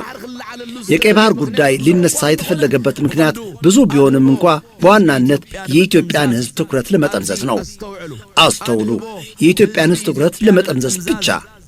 መጨረሻ ላይ የጨቅላ በሻሻ ስርዓትና የዜና አውታሮቹ የኢትዮጵያን ሕዝብ ከማደናገርና ከማታለል ወጥተው ያጋጠማቸውን ተጨባጭ የኢትዮጵያ ሁኔታ በመፍታት ላይ መጠመድ በተገባቸው። ከዚህ በተረፈ የኢትዮጵያን ሕዝብ ለማደናገር እያነሷቸው የሚገኙት የቀይ ባህር ውሃ አጀንዳዎች ከንቱና ያረጁ ያፈጁ ትረካዎች መሆናቸው የሚሳት አይደለም። በሉ ይህችው ናት ያችሁ በኤርትራ ላይ እየዛተች ያለችው ኢትዮጵያ ካሏችሁ እንዴት አትስቁ ጃል። ለማጠቃለል ያህል ይህ ኢትዮጵያዊ የፖለቲካ ተንታኝ ያለውን ሰምተን እንሰናበት። የኤርትራ ሕዝብ እየተሰደደ ነው ካልከኝ አሁን ካለው ነባራዊ ሁኔታ አንጻር ከኢትዮጵያ ሕዝብ የኤርትራ ሕዝብ የተሻለ ነጻነት አለ። ቢያንስ አይሞትም። መሰደድ እኮ ከመሞት ይቻላል። የምትሰደደው እኮ መውጫ ስትችል ነው፣ በር ሲኖር እኮ ነው። አንተ ከአዲስ አበባ ወጥተህ በሰላም የማትመለስበት ሀገር ከአዲስ አበባ ወደ አማራ ክልል ስትሄድ በመከላከያ ታጅበ እየሄድክ ስትገባም ታጅበ እየገባክ በራስ ሀገር ተሸማቀ እየኖርክ ይሄ ኑሮ አይደለም። ከዚህ ኑሮ ስደት ይሻላል። ስለዚህ አንዳንድ ጊዜ ኦን ዘ ግራውንድ ያለውን ብናይ የተሻለ ነው ብዬ ነው የማስበው እንጂ የኤርትራ ሕዝብ በቁጥር ትንሽ ነው። እኛ 130 ሚሊዮንና ከዛ በላይ ነው። የኤርትራ ሕዝብ ከ7 ሚሊዮን አይበልጥም። ቁጥር አይደለም፣ የቁጥር ጨዋታ አይደለም። አሁን 130 ሚሊዮን ሕዝብ ያለባት ሀገር ኢትዮጵያ ውስጥ ሀገራዊ አንድነት ባለመፈጠሩ እየተገዳደልክ 130 ህዝብ ነው ማለት ይሄ ትክክል አይደለም። ቁጥር አይደለም። ኤርትራ ብትር ግን 7 ሚሊዮንም ህዝብ ኤርትራዊ ናቸው ወይም ኤርትራን የሚወዱ ናቸው። ከዛ ውስጥ 3 እና ከዛ ሚሊዮን በላይ ታጣቂዎች ናቸው። ፕሮፌሽናል ናቸው፣ ሀገራቸውን የሚወዱ። እንደውም እኮ ኤርትራ እንደ ሳምፕል የምትወሰድ ሀገር ነች እኮ ስለ ሀገር ፍቅር። ኤርትራ እኮ ወጣቱ እንዳለ ወታደር ነው። እኛ ሀገር እኮ ያንን ተሞክሮ ብንወስድ እያንዳንዱ ዜጋ ቢያንስ 12ኛ ክፍል ሲጨርስ 6 ወር ወታደራዊ ስልጠና ቢወስድ እኮ ጫካ ገብቶ እኮ አይወጋም ይላል። ይህ የደስ ያለው ተንታኝ ወዳጄ የዛሬ ሀቅ በእግሯ ስትቀበር በራሷ መውጣት መጀመሯን የሚያሳይ ነው። ምጅማራ ዘርኢዩ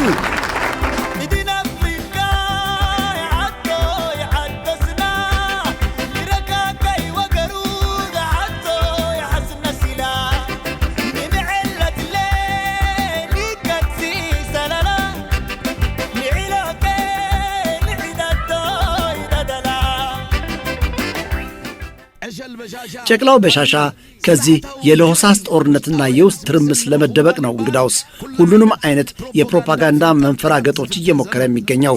በ90ኛ የኢትዮጵያ አየር ኃይል የምስረታ በዓል ላይ ተገኝቶ ንግግር አሰምቶ እንደነበር ይታወሳል። በዚህ ንግግሩ የኢትዮጵያን የአየር ኃይል አቅምን ለማሳደግ ባለፉት 5 ዓመታት እንደተሰራበት፣ ጠላቶች በኢትዮጵያ ላይ ያላቸውን አሉታዊ አመለካከት እንዲለውጡ፣ ኢትዮጵያ የታጠቀቻቸው ዘመናዊ የጦር መሳሪያዎች አቃለህ እንደማይታዩ፣ በጊዜ ተገድበው ሚግ 21 ይዘው የቀሩ አገሮች እንዲጠነቀቁ፣ የተራቀቁ የኢትዮጵያ የጦር አውሮፕላኖችን ሲሰሙ የሚገርማቸው አገሮች እንዳሉ፣ ከኢትዮጵያ ጋር ተባብረው መስራት ብቻ እንደሚያዋጣቸው አስጠንቅቋል። እንደዚያ ያለው እኛን ከሆነ አንደኛ ነገር እኛ ሚግ 21 የለንም፣ ካሉን ደግሞ ከሱ የነጠቅናቸው ናቸው። ለማንኛውም እንቀጥል። የበሻሻ ልጅ በቢሸፍቱ ያሳየው የጦር አውሮፕላኖች ትርኢት ከኢማራት አውሮፕላኖች ጋር አብሮ ያካሄደው ነው የነበረው። ዛሬ ኢማራት ከምስራቅ አፍሪካ ተዝቃ በመውጣት ላይ ባለችበት አጋጣሚ የነበሯትን የጦር ሰፈሮች ኢትዮጵያ ውስጥ ወዳሉት የቆሻሻ መጠራቀሚያዎች እንድሰበስባቸው ተደርጓል። በዚያ ትርኢት የተሳተፉት አውሮፕላኖች አብዛኞቹ ንብረትነታቸው የኢማራት ናቸው። አብራሪዎቹም ኢማራታውያን ናቸው። የአብይ አህመድ ስርዓት ካደረበት ከፍተኛ ፍርሃትና ጭንቀት የሚነሳ የታጠቅናቸውን የጦር መሳሪያዎች ተመልከቱ፣ ኢማራትም ከጎናችን ነች ያለችው፣ አሜሪካም ጉብኝት አድርጋ ነበር የሚል የፍርሃትና ድንጋጤ መልእክት በማስተላለፍ ላይ ይገኛል። እዚህ ላይ አንዲት አጭር ማብራሪያ ልስጣችሁ። ኢማራት ከሶማሊያ ተባራ እዚያ የነበረውን ቅራቁምባዋን ወደዚያችው ባለቤት የሌላት መሬቷ ሁሉ ለኢማራት በመሸጥ ላይ ባለችው ኢትዮጵያ ነው የተሸከፈው። ከዚያ በኋላ ኢማራትን በዚህ ቀጠና አለን ለማለትና ጉራ ለመንዛት ለትርኢት እየተዘጋጀን ስለሆን ከእኛ ጋር አብራችሁ ትርኢት አሳዩ ብሎ በመጋበዝ ተጠናቀቀ። አበቃ። ትርኢቱ እንዲህ ነው የነበረው። እናንተ አሜሪካ ወደ ኢትዮጵያ ልዑኳን ላከች በማለት የሰጋችሁ ደግሞ አጭር ማብራሪያ ልስጣችሁ። ፕሬዚደንት ትራምፕ ከአልሲሲ ጋር ባካሄዱት ግንኙነት ኢትዮጵያን ያገለለና ቀይ አደጋ መብራት ያሳየ እንደነበረ ከመሆኑ ጋር ተያይዞ ከኢትዮጵያ ሕዝብ ለአባይ ግድብ ግንባታ ተብሎ የተዛቀው ገንዘብ ወደ መሪዎች የግል ካዝና መግባቱ እንዳይታወቅና የኢትዮጵያ ሕዝብ ሆ ብሎ እንዳይነሳባቸው ተቀላጥፈው ለማድበስበስ ወደ አሜሪካ የግብዣ ጥሪ ያስተላለፉ። እነሱም መጡላቸው። የትራምፕን ማስጠንቀቂያ ለመሸፋፈን ማለት ነው። አሜሪካ ወደ ፈለገችው አገር ልዑካን መላክ መብቷ ነው። ነገር ግን ከኤርትራ ጋር የሚያገናኝ ጉዳይ ያለው እንዳይመስለን። የብልጽግና ጥረት እንደዚያ እንዲመስለን ነው። አስተውል ወዳጄ። የዚህ እያካሄደችው ያለችው አስመሳይነት አጭር መልስ ግን እንደ ወትሮው ሁሉ ዘና በል ኤርትራዊ የሚል ነው። ኢትዮጵያ ወደ ኤርትራ ሊያዘምታት የሚችል የውስጥም ሆነ የውጭ ቁመና የላትም። ኢትዮጵያ ወደ ኤርትራ የመምጣት አቅም የላትም። ከመጣች ደግሞ አትመለስም። የሻዕቢያ አይኖች 48 ሰዓታት በአፍሪካው ቀንድ ሰማይ ላይ አሉ። እዚህ ላይ መምህር አብርሃ ተኽሉ ትንሽ ያግዘኛል። ኢትዮጵያ በኤርትራ ላይ ጦርነት ከከፈተች ኢትዮጵያ ሀገር ሆና የመቀጠል ዕድሏ ያከትማል። ደናውኑ እስኪ አሁን ደግሞ እንደ ህልም አስመስለን ተራ ስዕል በአእምሮአችን እንቅረጽ። እንደ ብስክሌተኛ ተወዳዳሪዎች ኤርትራ፣ ትግራይ፣ አማራ፣ ኦሮሞ፣ አፋር በውስጥ ሶማሊያ፣ ሱዳን፣ ግብፅ 1 2 3 ብለው በጋራና ባንዴ ካጠቁ የኢማራት አውሮፕላኖች አብይን ለመሸሽ ብቻ ናቸው የሚጠቅሙት። የጦር መሳሪያ ጦርነትን ግርማ ያላብሳል እንጂ ጦርነትን አይጨርስም። ጦርነትን የሚያካሂደውና የሚመራው ሰው ነው። ጸንቶ የሚዋጋና በዓላማ የሚመክስ ሰው የለውም አብቹ። ስለዚህ ይህን የሰማይ ላይ እብደት ትተን እንደዚያ እናስብ። ኤርትራ፣ አማራ፣ ትግራይ፣ ኦላ፣ ሱዳን፣ ሶማሊያና ግብፅ በጋራና ባንዴ ካጠቁ ኦልሬዲ ፍርክስክሷ የወጣችውን ፕሮስፐሪቲ ጣናነሽ ላይ አሳፍረን በናይል በኩል ጠራርገን ልናሰናብታት እንችላለን። አብቹን ደግሞ እንደ ማድሮ አንስተን አዳ አቤቶ ልናስቀምጠው እንችላለን። ምክንያቱም ሻዕቢያ ያ ከግማሽ ዘመን በላይ ፍንክች የማይል የስለላ አውታር ባለቤት የሆነ 30 የኢትዮጵያ አውሮፕላኖችን እምብርታቸው ውስጥ ገብቶ ወደ ቲቢያ የለወጣቸው ያ በአሶሳ የማጥቃት እርምጃ ምልክት አሳይቶ ምጽዋን የፈነቀለ ፈንቅል የበረሃ ደረቃማ አካባቢ ትውልድ ሻዕቢያ ነው ኤርትራን እየመራት ያለው ወዳጄ። መልካም የፈንቅል ኦፕሬሽን መታሰቢያ በዓል ሰሞን ጃል። ድል ለሰፊው ሕዝብ።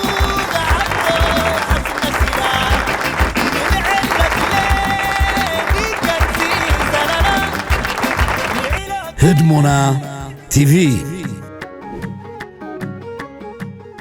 نتي أم كببار حويتن حبارا وشتون تمركوس استراتيجيا وقعزو تصمدو هزبتات قودوبونا أم جمارن بقبرنا بعوتا مبصحن مريح ترام متصوات تركب هدمنا TV حجون استفلالي نتفتاتن ملغتاتن زلو بروس بوليتيكاو تنتانا زحقوفه صباح بودكاست أفلطو حبرة السباب حق من معزاز قبنا مكلا خالنا مكلا عنزة تقر مدب هزم بوليسن نستفل عليه سنة بباو سرحات زيس مدب أبوزو حاودتاتن تنتانتاتن زتقره نايم حرنيا مدبات ندكنا فلاي دمانتو ما وطا هاجرات زركو بقلعو بكل مداي بقعات نمقبارهم زحجز مدب هزانات كمون قال انت خاتاتل تزقدس تحستون نافريت قعزوها تقتصل الله شانلكم هدمونا تيفي نختحيلن